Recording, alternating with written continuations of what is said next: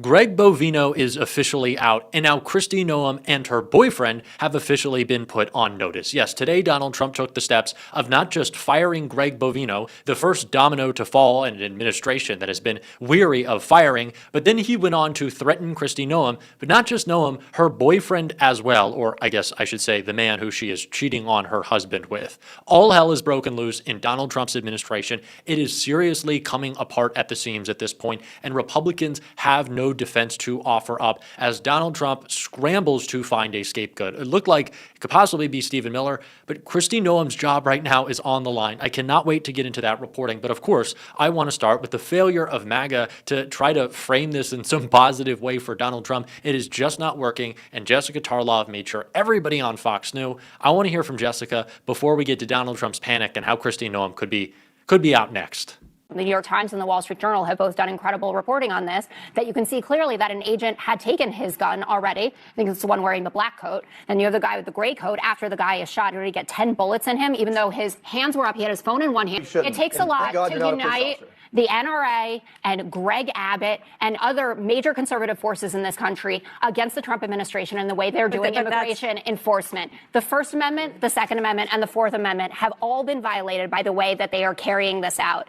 And people saw it clear as day, and that's why they responded this way. And the president, who I think most of the time has better instincts than Stephen Miller or Kristi Noem, could see this for what it was and knows that there has to be a change in course. But this rush to come out and say, again, like Renee Good, that he's a domestic terrorist. You're rushing too. You've clearly arrived at a conclusion before an investigation. Based on watching all of the video and the president. Have you seen the body cam video? I was unaware you had. You know what? It's going to exonerate all the agents. You're completely right. Stephen Miller saying an assassin tried to murder federal agents, and this is your response. And J.D. Vance retweeting it says something about where this administration is and how they're considering it before and after the murder of Alex Preddy. And this will go down in history as a turning point for this. Greg Bovino wouldn't be leaving tomorrow if an innocent person wasn't killed.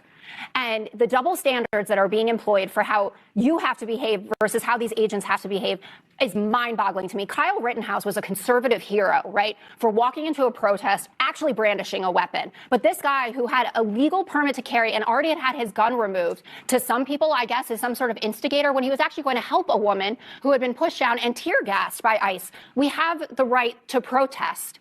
That should be upheld and respected, and it is not being. Jessica, did you call for an investigation after Renee Good? You did. Yeah.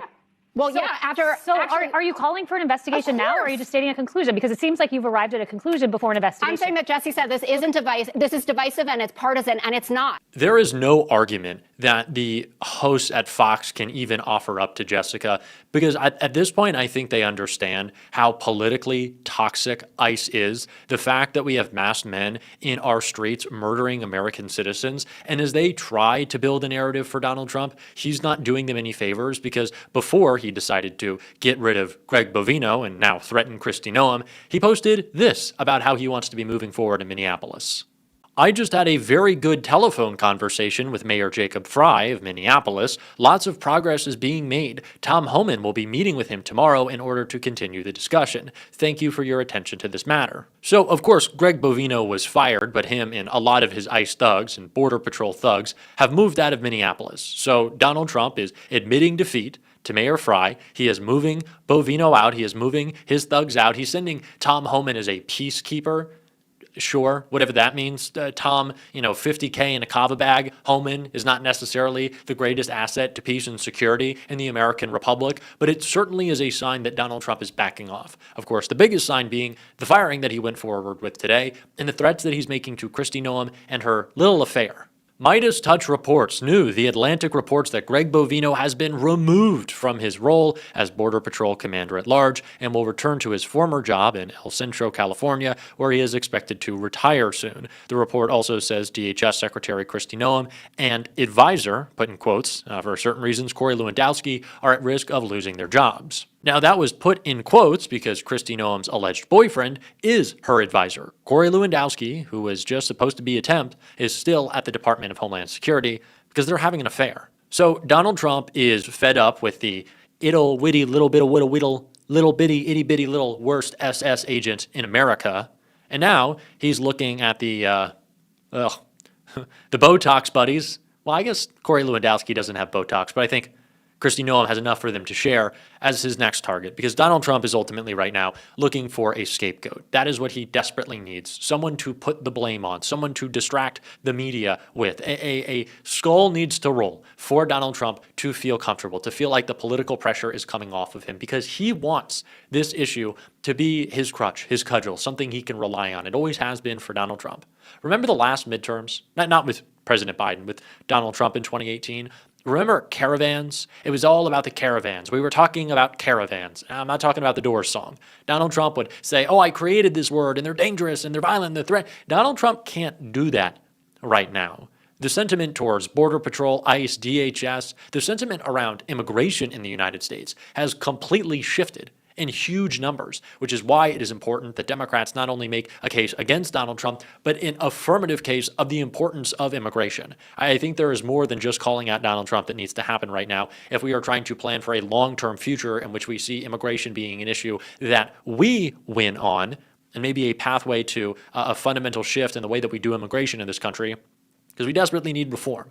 But that is what Donald Trump is facing down. So if it means bouncing Stephen Miller to a different role, kicking Kristi Noem to the curb along with her boyfriend. Of course, Bovino's gone. Donald Trump will do that because he is desperate to maintain this issue as something that he can rant and rave about. He wants to go up and spew racist shit during speeches and tweet it out and get the MAGA base behind him. But that's not what's happening right now, because we can see through the lies of this administration. It's pretty damn easy. I think Chris Murphy gave a pretty important synopsis of why we shouldn't trust anything that they say in this clip right here. You heard my interview with the chief, Greg Bovino, defending his agents and killing Alex Preddy, saying that they were impeding law enforcement despite video not backing that up. What's your reaction?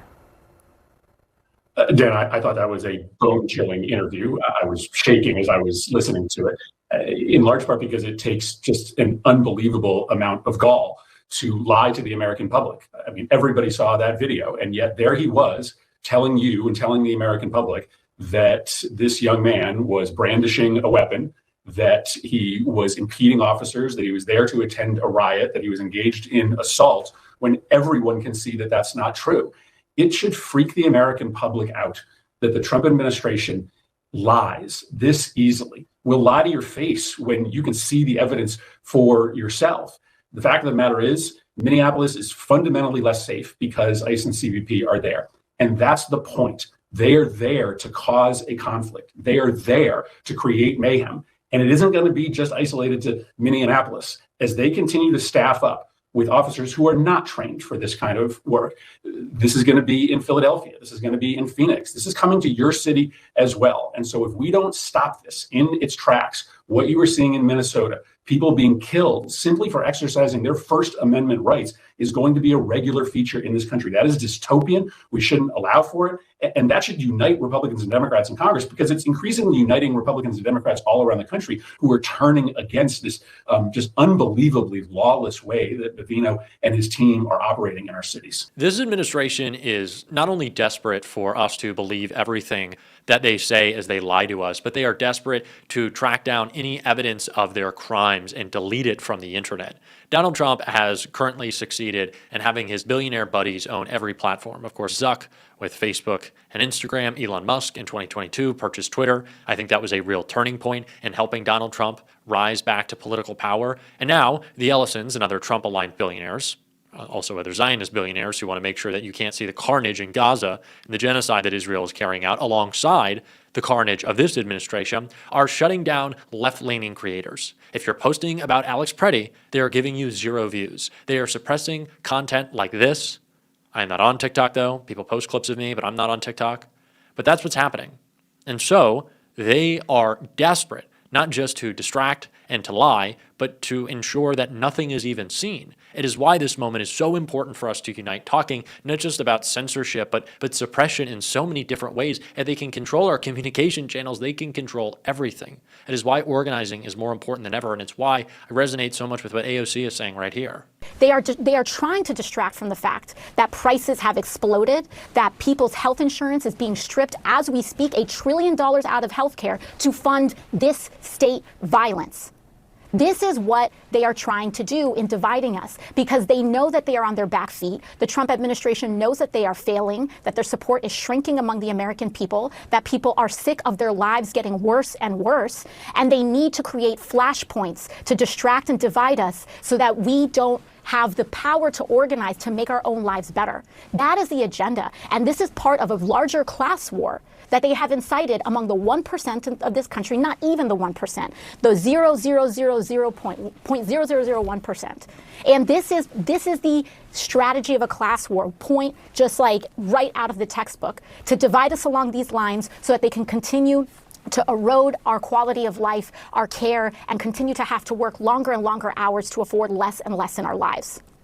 They are trying to distract and divide, and they are trying to strip us of any means of communication and organizing. We have to fight back against that. It also requires us to build media platforms like this. They came after TikTok.